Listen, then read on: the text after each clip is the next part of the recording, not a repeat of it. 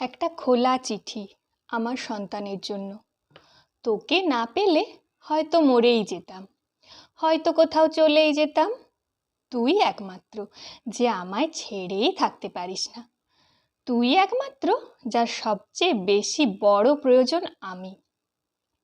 এতদিন আমার সবটুকু তোর বাবা হলেও তোর বাবার সবটুকু আমি কখনোই ছিলাম না, হবার কথাও নয়। কিন্তু তোর সবটাই আমি। বিশ্বাস কর, তোর মতো আমায় কেউ খোঁজ করে না। এতটা মূল্য আমায় কেউ কোনো দিন দেয়নি।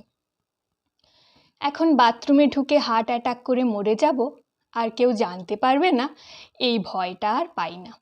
কারণ বাথরুমে ঢোকার 30 সেকেন্ডের মধ্যেই তুই দরজা ধাক্কাস আর মা ডাকিস।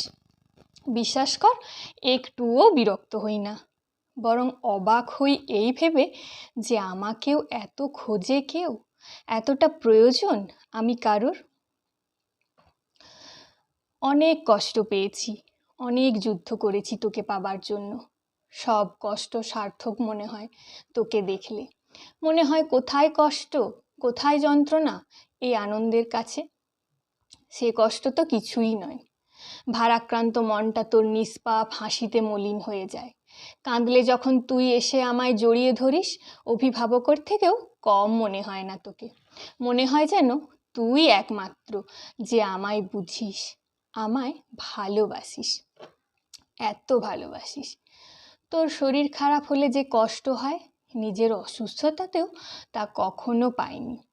শুয়ে শুয়ে জল খেতে খেতে যখন বিষম খাস, এতটাই ভয় পেয়ে যায় অপারেশন টেবিলেও যতটা পাইনি। জানি না কেন মা হয়েও তোর ক্ষেত্রে মনে কখনোই পজিটিভ চিন্তা আনতে পারি না। মনে সবসময় খারাপটাই আসে। কেন বলতো? সব মায়েরই কি এমনটা হয়? জানি না।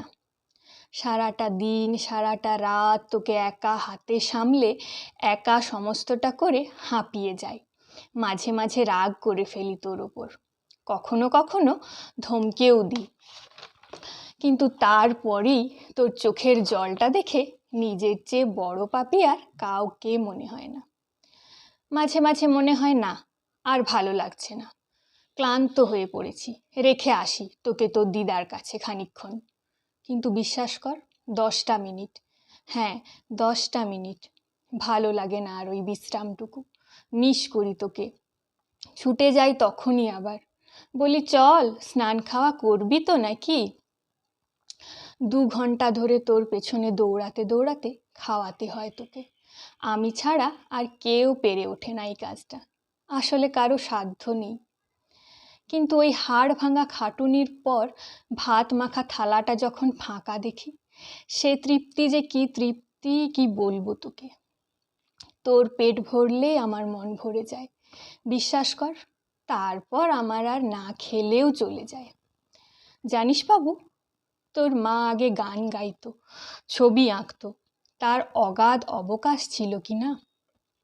তুই হবার পর ওসব আর হয় না। সবাই বলে আমার প্রতিভাগুলো নাকি হারিয়ে যাচ্ছে। কিন্তু কি জানিস, তাতে আমার কোনো দুঃখ নেই। কারণ এখন আমার সবচেয়ে বড় প্রতিভা তোর মা হয়ে ওঠা। আগে বিকেল হলেই তোর মা সাজুগুজু করতো, তোর বাবা অফিস থেকে কখন আসবে তার অপেক্ষা করত। এখন তোর বাবার জন্য অপেক্ষা করার সময়টাই নেই। কি করে সময় কাটে বুঝতেই পারি না। আর সাজুগুজু, চুল আর চিরুনির কোনো সম্পর্কই থাকে না। 2-3 দিন হয়ে যায়, আয়নায় দেখি না সারাটা দিন। তোর বাবা রাগ করে বলে, এত কাজ তোমার, চুল আঁচড়াবারও সময় পাও না? আগে তো এমনটা ছিলে না। আসলে সে তো আমায় এমনটা দেখতে অভ্যস্ত নয়। তখন মনে হয়, সত্যি কি আমায় দেখতে খারাপ হয়ে যাচ্ছে পরিচর্যার অভাবে। তখন জল ভরা চোখে শেষমেশ তোকেই জিজ্ঞেস করি, বাবু আমায় কেমন লাগছে রে? তুই তখন ঘাড় জেড়ে সম্মতি জানিয়ে আমার দুটো গালে তোর ছোট ছোট দুটো হাত দিয়ে এমন তাকাস, তোর চোখে পৃথিবীর সবচেয়ে সুন্দরী মনে হয় নিজেকে। বুকটা ফুলে ওঠে, আত্মবিশ্বাসটা কান মুলে ফেরত নিয়ে আসি এক মুহূর্তে। সত্যি, সন্তানের চেয়ে বড় বন্ধু আর কেউ হতেই পারে না। নিজের অংশটুকু দিয়ে তৈরি বন্ধু ভাবা যায়? সত্যি তো, নিজের শরীরের তৈরি বন্ধু সে বুঝবে না তো আর কে বুঝবে? কার সাধ্য আছে?